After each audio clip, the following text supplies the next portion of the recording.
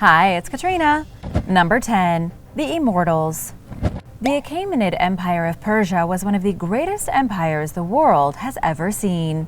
Between 499 BC and 449 BC, when the Persian army marched against the strength of Sparta and Greece during the Greco-Persian Wars, they did so with a mighty military force.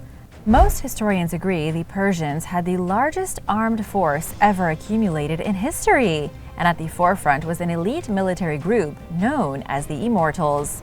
There were said to be approximately 10,000 Immortals in the Persian army. They were known as shock troops and consisted of the king's personal fighters. They were always kept at approximately 10,000. If one was killed or otherwise incapacitated, a new Immortal would be put in his place. This was to give the outside world the impression that all 10,000 men were truly immortal and couldn't be killed. The Immortals came into existence under the regime of Cyrus the Great between 550 and 530 BC. He was the founder of the Achaemenid Empire and needed strong warriors to fight for him. The men were chosen from the most skilled soldiers in the army, and they were treated like royalty. The ancient historian Herodotus described them as wearing colorful tunics with sleeves of iron plate, wielding large bows, short spears, and heavy arrows. They also wore huge amounts of gold on them and were followed by huge wagons filled with concubines and slaves that they captured after battle. The best-known battle involving the Immortals was the Battle of Thermopylae in 480 BC against King Xerxes I and the Spartan army of 300 led by King Leonidas. This small band of Spartans proved to be such a nuisance that Xerxes had no choice but to unleash his Immortals. It was a devastating surprise that finally helped end the stubborn Spartan resistance. Number 9. The Winged Hussars. The Winged Hussars were some of the greatest fighters in military history, and almost nobody knows about them. They were the shock troops of the Polish-Lithuanian Commonwealth, a large piece of land in the middle of Europe, to the west of Russia, the north of Turkey, and the east of Germany. The Commonwealth lasted from between 1569 to 1795 and was preceded by the Kingdom of Poland and the Grand Duchy of Lithuania. But for all intents and purposes, the land has always been what is now Poland, and for centuries, the Winged Hussars stopped Poland from being invaded. The Winged Hussars got their name because of their wings. They wore gigantic feathery wings on their backs and on their horse saddles, making them look like shiny human birds flying onto the battlefield. This was to shock their enemies into being afraid. When the Hussars galloped straight at a line of soldiers, they looked like a shimmering legion of angels on horseback. It was enough to make most enemies cower before them. But they were also incredibly skilled. The Hussars put an end to Ivan the Terrible, beat back the Mongols, and even fought in both world wars. Although the Winged Hussars were officially disbanded in the 1770s, there was a unique battalion of Polish troops in World War I and World War II that went into battle on horseback, just like the Hussars centuries before. Number 8. The Jaguar and Eagle Warriors. All the Aztec warriors were considered elite fighters. Aztec men grew up entrenched in blood, war, and sacrifice. It was by way of brutal warfare that the Aztec Empire expanded across central Mexico and into the outlying areas. They became the most powerful empire in Mexico and were the only ones who really stood up against the Spaniards. The Aztec had a hierarchy within the military unlike anything else in the ancient world. There were different groups of fighters ranked from the lowest commoner to warriors of noble birth. That was the standard hierarchy, with one's status at birth dictating their position in the army. But there was also a hierarchy based on the number of confirmed kills and how many prisoners a fighter captured in battle. Each kind of warrior within the hierarchy wore totally different armor and accessories than the others. This was to make each rank of warrior stand out on the battlefield. The Eagle Warriors and Jaguar Warriors were the two most prestigious in the Aztec army. They were known as Cuauhtlacotl, and they were seen as having the best skills. They were great at capturing prisoners alive, which was a huge objective for the Aztec. They were also known for their fierce fighting, and to reflect their impressive abilities, they were dressed in the most terrifying armor. Jaguar warriors were adorned in the hide and skin of a jaguar, while Eagle warriors wore beaked eagle helmets and feathers. Number 7. The Varangian Guard. For hundreds of years, a fiercely loyal and highly dangerous unit of fighters protected the emperor in Constantinople. This unit was called the Varangian Guard, and legend says it was filled with bloodthirsty Viking warriors. It started around the year 800 AD, at the beginning of the Viking Age. Nordic warriors spread out from Scandinavia and raided European coastlines. Some Vikings landed in England, some sailed down the rivers of Eastern Europe to plunder Arabic silver, but some Vikings took a more peaceful route, settling in Eastern Europe and renaming themselves the Rus. They grew to be extremely powerful and shifted from Nordic names to Slavic names. About 200 years later, the Varangian Guard was formed from the descendants of those original Vikings. In the year 978 AD, Vladimir I of Kiev summoned 6,000 of his finest warriors from Sweden. These incredible fighters helped Vladimir to squash his enemies and gain control over the region. About a decade later, Basil II of the Byzantine Empire asked Vladimir if he could borrow some warriors to defeat his opponents who were trying to steal his throne. Basil even offered his sister's hand in marriage just to get the help. Vladimir agreed and sent his 6,000 fierce Nordic warriors to Constantinople, where they hacked their enemies to pieces. They became bodyguards for Emperor Basil, and they stayed in Constantinople for another 400 years. They remained a functioning group of warriors until the Ottomans conquered Constantinople in 1453, ending them once and for all. And now for number 6, but first wanted to say a big thank you to Mike Fields and Steve Roston. Thanks so much for watching and supporting this channel. If you are new here, welcome, and be sure to subscribe if you haven't already. Number 6. The Knights Templar.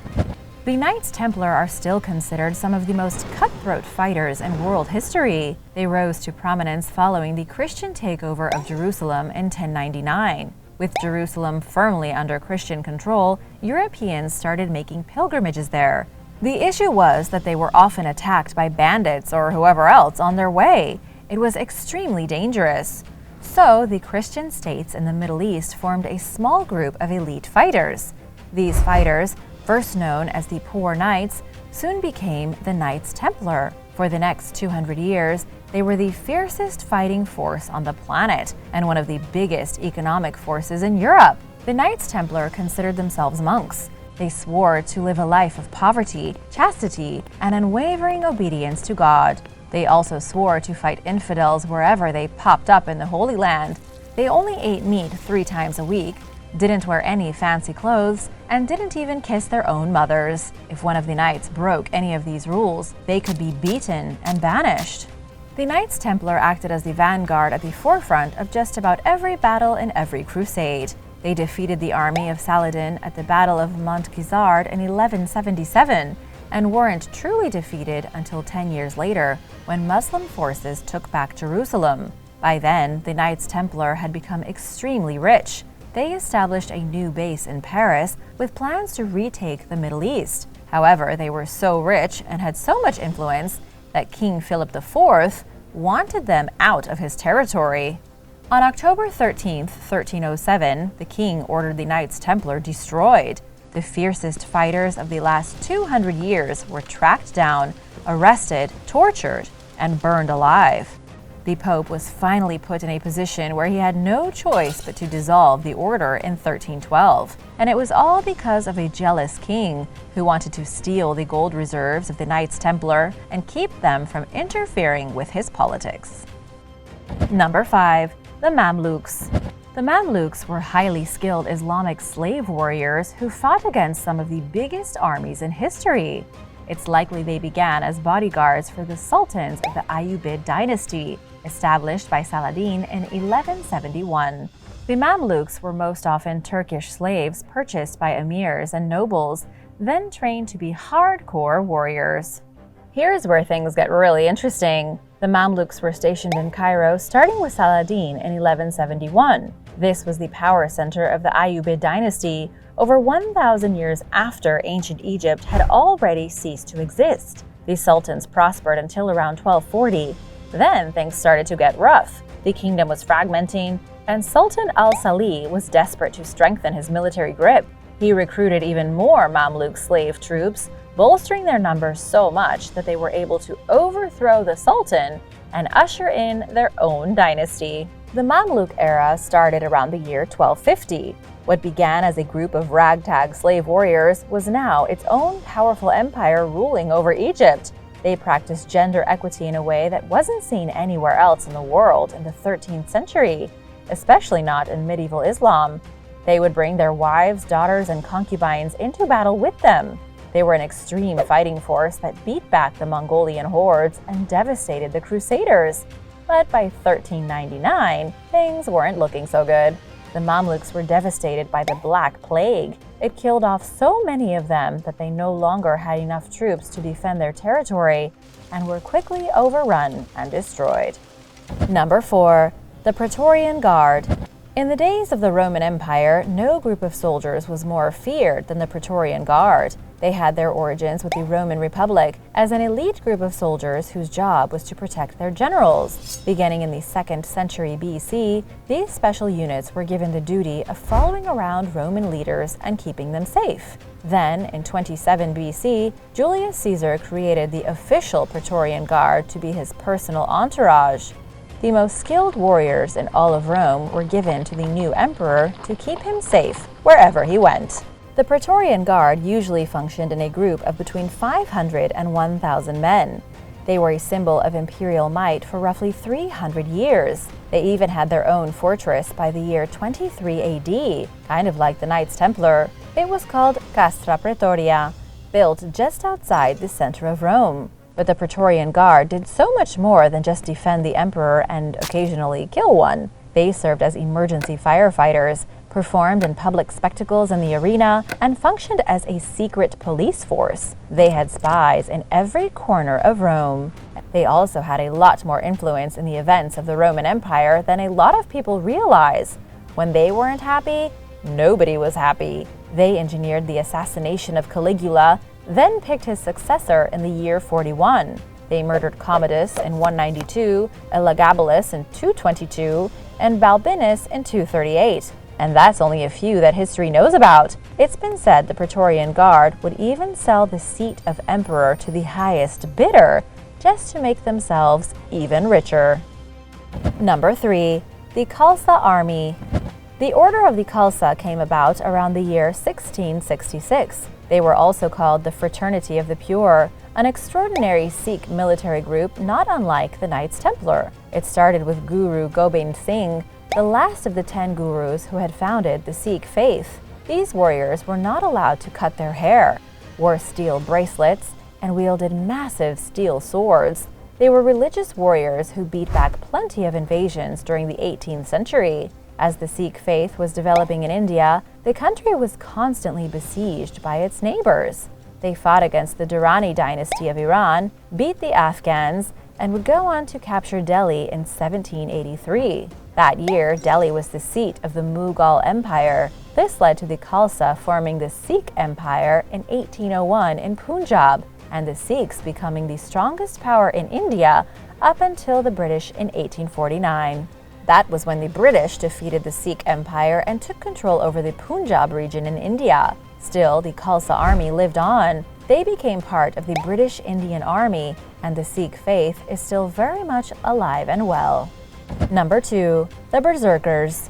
The Berserkers were said to be the toughest of all the Viking warriors. They were fierce men who fell under a spell of bloodlust, able to place themselves in a trance that brought out their inner fury in a way other warriors simply couldn't. They went berserk, and this allowed them to cut through their enemies like Thor himself coming down from Asgard. Berserkers separated themselves from ordinary Viking warriors by unleashing their demonic hunger for destruction. They had no fear of death, no fear of pain, and all they wanted to do was destroy. They were typically placed on the front lines of every battle and usually pushed straight through the enemy line using pure aggression. They howled like crazed dogs, hacked their enemies to pieces, and after battle would be as weak as babies.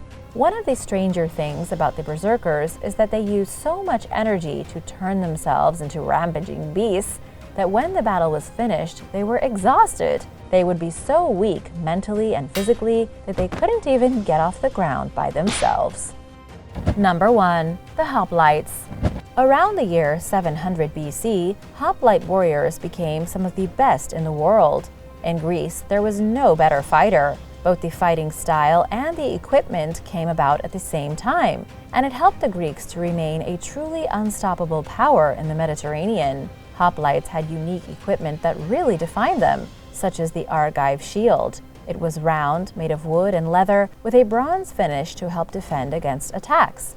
But what made it really special was its double handles. The twin handles allowed a warrior to put their arm through one handle and grip the next. While that sounds pretty standard for shields, it was an entirely new innovation that allowed the shield to be made larger because it was easier to carry. When used in combination with the thrusting spear and in battle formation close to other soldiers, squadrons of hoplites were nearly unbeatable. They almost always fought in extremely tight formations. They made a solid wall of shields and spears like an advancing porcupine. These were called phalanxes, and they were often so deep that not even waves of enemies could break through their ranks. Hoplites were such clever fighters and so heavily armed that in 669 BC, hoplites fighting for Argos absolutely destroyed the Spartans at the Battle of Hysae. Thanks for watching! Which of these elite warrior units do you think would win in a battle royale? Let me know in the comments below, and be sure to subscribe if you haven't already. See you soon. Bye!